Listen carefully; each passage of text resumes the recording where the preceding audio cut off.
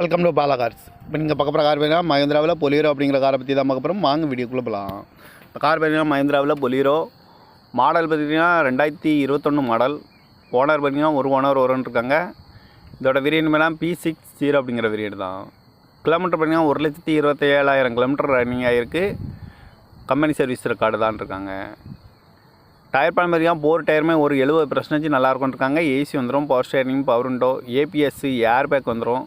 இதுக்கு இன்சூரன்ஸ் வந்து இல்லை அப்படின்னு இருக்காங்க. நோ ரீப்ளேஸ்மெண்ட் இல்லாத வண்டி தான். காரோட ப்ரைஸ் என்ன சொல்கிறாங்கன்னா 8,50,000 சொல்கிறாங்க. ரேட்டு குறைக்கணும்னு சொல்லியிருக்காங்க. குறைச்சி பேசி இந்த காரை பைப்பிங்களான்னு சொல்லியிருக்காங்க.